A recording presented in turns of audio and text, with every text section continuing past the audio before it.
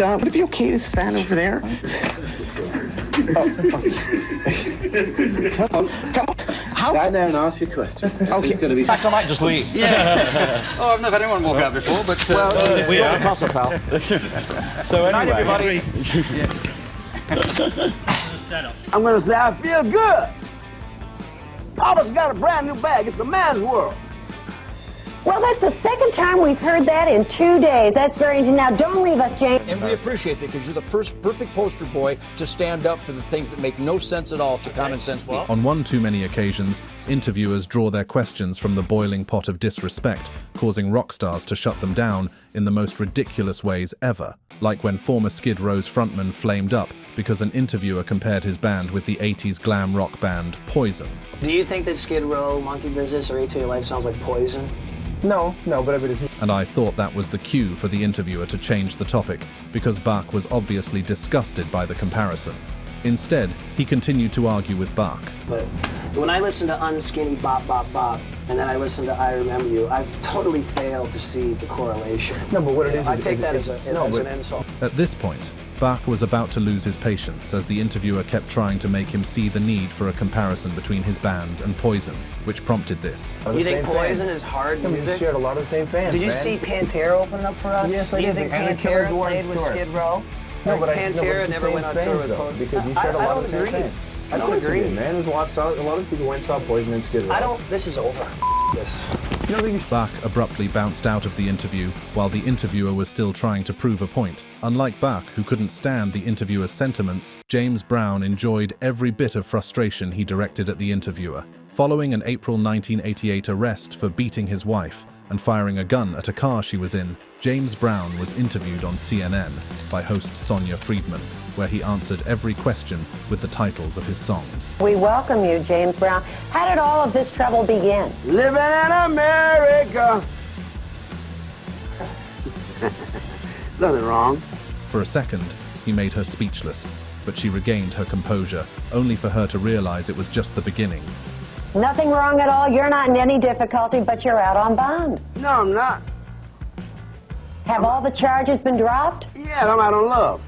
Again, James Brown used his song title. Apparently, Brown was released on a $15,000 bond, but he evidently didn't want to talk about any of that. Sonia didn't get the cue. She proceeded to ask him more questions about his wife and their divorce procedure. Brown could not help but shut her up. Now, James, this isn't the first time you and your wife have had a problem. Are the two of you going to be able to work this out? Let's talk about some music. While James Brown had a good time ridiculing his interviewer, Queen's guitarist Brian May once lost his cool during an interview with a Dutch television station. In this case, Brian May arrived at the interview in a foul spirit, which he made clear to his host from the start. Yeah, I would not be doing this out of choice. I just don't want to disappoint you guys, that's all. I mean, really, I need to sleep. I think May had to start by saying this because he was rooting for the interview to go well regardless. Unfortunately, May's caution fell on deaf ears as the interviewer proceeded to show May a video of local students performing their version of a Queen song. That was when everything went south. The tape malfunctioned, leading to this.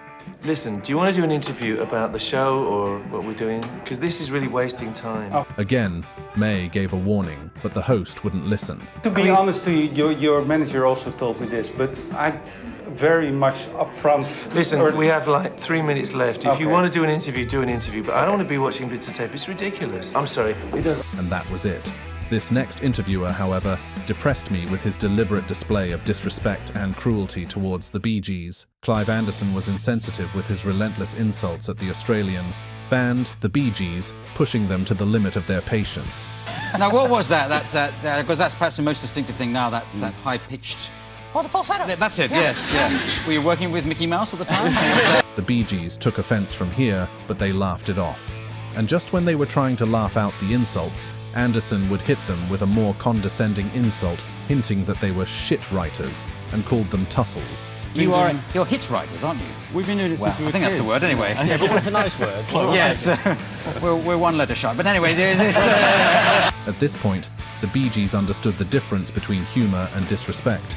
Their next move would leave Anderson in awe. In fact, I might just leave. Yeah. Oh, I've never had anyone walk out before, but... We are. Toss up, pal. So anyway... everybody. Unlike the Bee Gees who laughed away their discomforts, This next interview with John Frusciante at the pinnacle of his struggle with heroin addiction gave no room for laughter. Red Hot Chili Peppers guitarist almost lost his mind when the interviewer insensitively approached him about his struggles with addiction, which took Frusciante off guard. Okay, you want me to say something soulful? Drugs. I'm a junkie and I love shooting up, and that means I'm self-destructive. Frusciante clearly tried his best to answer that question, but the next question would send him packing.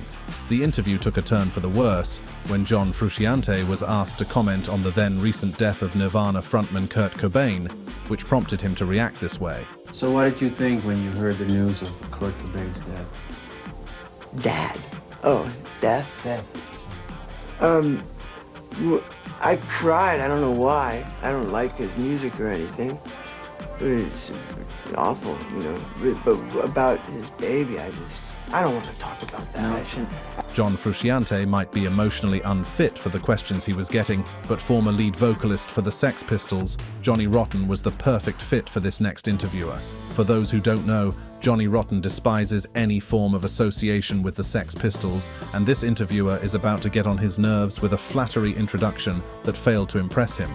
Sex Pistols, one of the world's most notorious bands ever, and the lead singer John Lydon, aka Johnny Rotten, rose as pop culture's most polarizing figure in the late 70s, which is really saying something given the Bee Gees status. And he carries that moniker to this day. Interestingly, she knew her intro would offend him, but she did it anyway.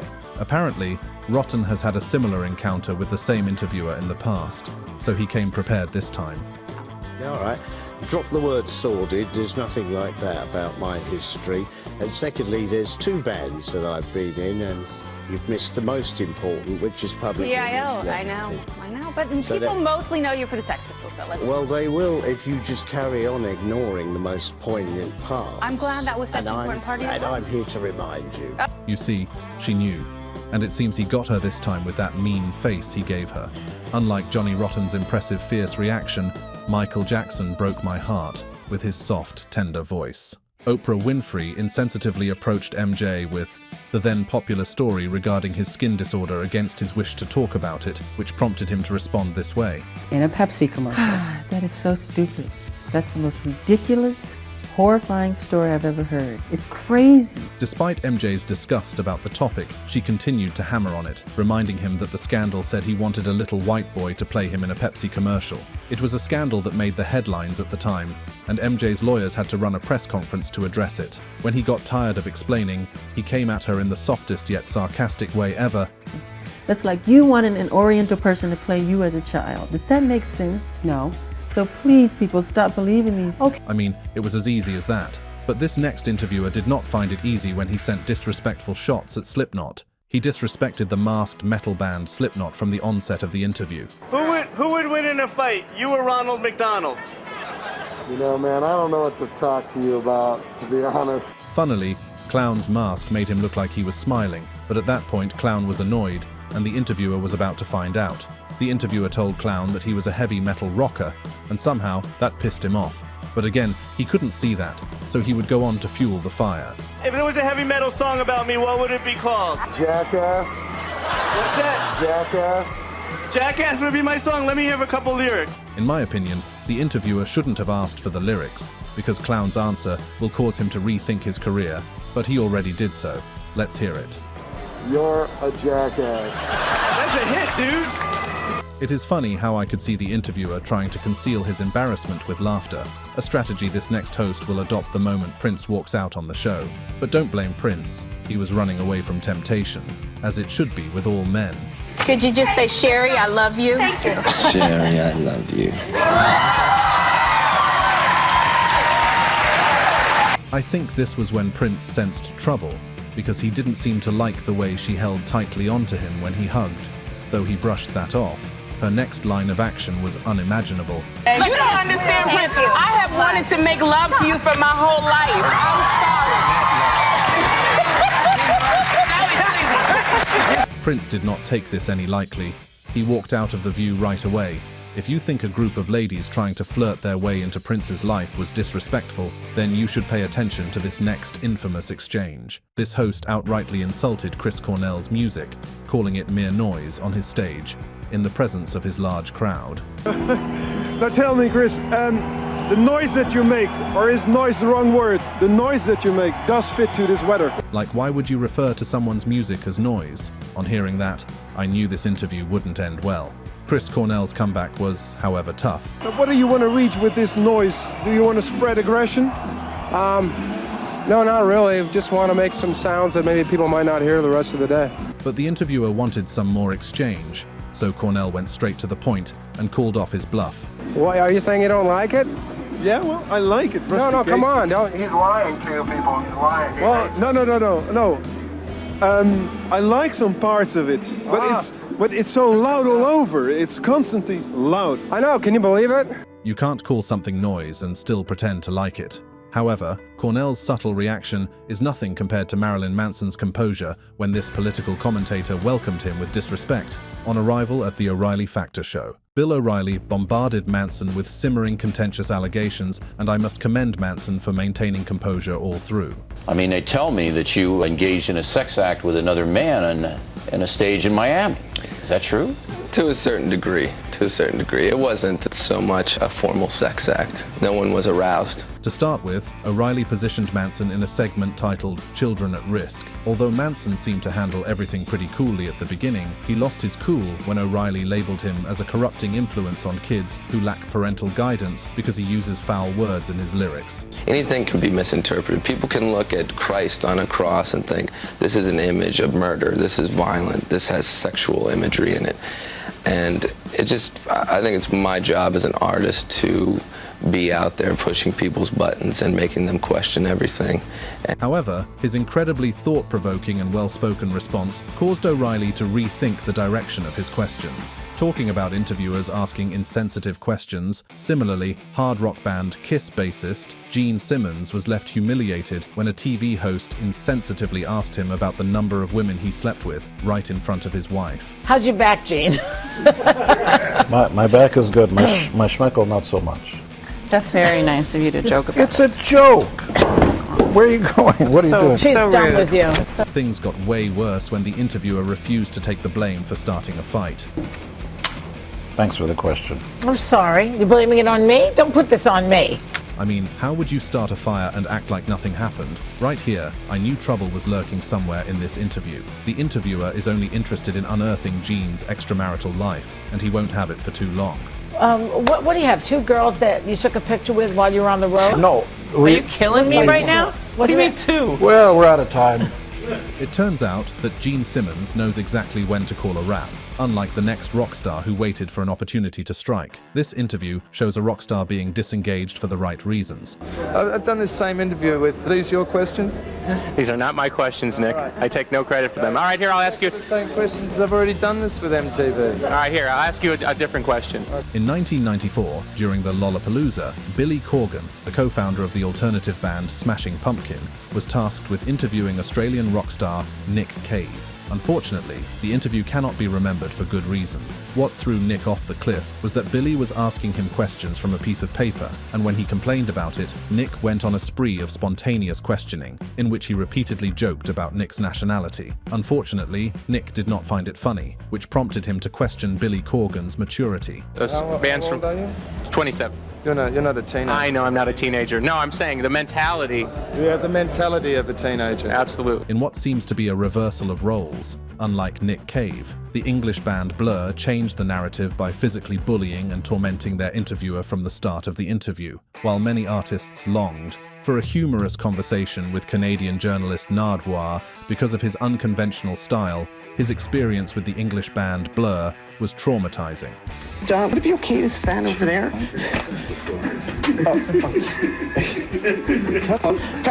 How? Stand there and ask your question. Okay. It's going to be fine. Okay, okay. We're all going to be fine. Okay. Unfortunately, Blur picked on the friendliest and less intimidating interviewer and humiliated him. The band refused to answer Nardwuar's questions. Instead, they seized his cap and flunked his glasses. Even when they managed to respond to some of his questions, Damon Albarn's unenthusiastic replies did not save the day. Okay. Who are you? My name's Damon Albarn. Who are you? I am Nardwuar, the human serviette. Damon, who do you have with you? Why do you call yourself a human serviette? I call myself the human serviette because I help serve the youth, but I want to help serve you guys right now, Damon. And while Nardwuar would spend the remaining interview trying to get his hat back, Ozzy Osbourne gave this next interviewer a hard time because he was too drunk to articulate his sentences. In another flipping turn of events, Ozzy and his guitarist Zach were drunk on a plane, and the interviewer tried to make fun of the whole situation. I mean, it's all to do with this drugs and alcohol rehabilitation. I think someone's still taking drugs and alcohol somewhere. Not on this boat. Not on this boat. No, this is clean. I'm clean for once. Isn't that nice? I thought the interviewer was drunk too when he called the plane a bus, but Ozzy was definitely drunk when he said, "No, not on this boat." Though it started with jokes and laughter, the interview took a turn when the interviewer got a little disrespectful with his questions. I don't know if Zach's still with us or not. Did both of you bring your own toilet paper? Though drunk to stupor, Ozzy could tell that the interview was picking on his drunken state. His sarcastic reply wrapped the interview up. Oh yeah, and our own toilet. It's just driving me insane, that's what it is. Need not I to tell you that the trio were way higher than that plane. Similarly, the next one is another interview where all the parties involved would admit that they were less than sober. Unfortunately, things will only get worse from there. On the 1st December 1976, the Sex Pistols appeared in an interview with Bill Grundy as a last-minute alternative to salvage the unfortunate absence of the original guests, Queens. Unfortunately, Grundy opened with a confession.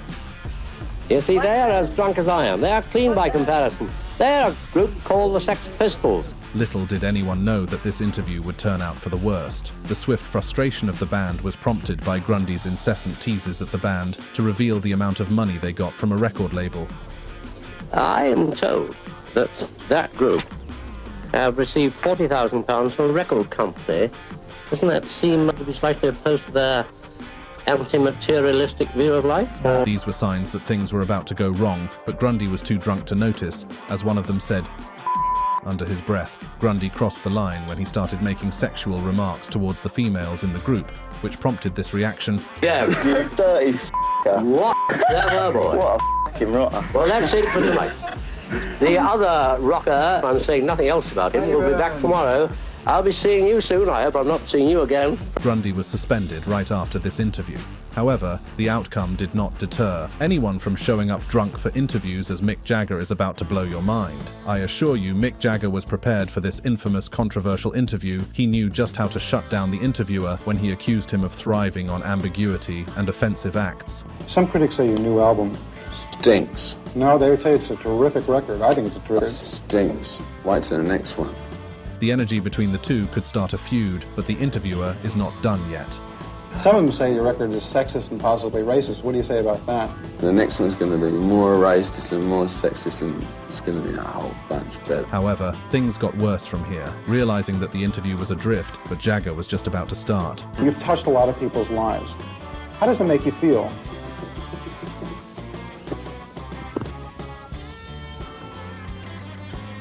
Useless. Useless is the funniest response you could come up with for that question. Yet, it cannot prepare you for the reaction James Hetfield will exude in this next interview. Nothing would prepare you for the sheer cringe that would radiate from this interview with James Hetfield and Jason Newsted. Did you have a good trip? Yeah, sure. How was the food plane? The plane food. It was plain. Food. It was plain. Very plain. Apparently, the interviewer whose first language isn't English made 2 mistakes while trying to make a joke during the interview. Unfortunately for her, Hetfield was in his dad joke era. In context, her random mispronunciations of the word plain as plain and her obvious inability to fix the word in an appropriate sentence were piqued by Hetfield and Newsted. When they came at her with the dry dad jokes, she could not pick herself up from there to continue the interview. However, unlike James Hetfield, Ted Nugent derives no pleasure in dad jokes, as his reaction to Piers Morgan in this next interview was hotter than all the times he ever played the guitar. In an interview where the topic was about gun owners and gun violence, Ted Nugent fired shots straight from the barrel of his mouth when Piers termed gun owners as murderers. Do you care about murders, or do you only care about murders with guns? I care about all deaths. I don't think you do. Crime. I think you care about guns. I think you're obsessed with guns. No, I'm obsessed. 99.99% of the gun owners Rockstars of America are wonderful people that you are hanging around with here today. Those who know Ted Nugent know that since the 2000s, the lead guitarist has drawn attention to himself as an outspoken conservative political figure who is vehemently advocating for hunting and gun ownership rights. Now, that explains his steaming reaction. Despite telling Morgan to focus on murderers and leave us alone, Morgan did the opposite, prompting Nugent to shut him up with this response. I won't leave you alone because it's a debate that has to be had in And America. we appreciate that because you're the perfect poster boy to stand up for the things that make no sense at all to common sense people. Well, I just need Nugent to show me how he came up with such a conclusion rapidly. If you love this video, click on the card showing on your screen for more videos.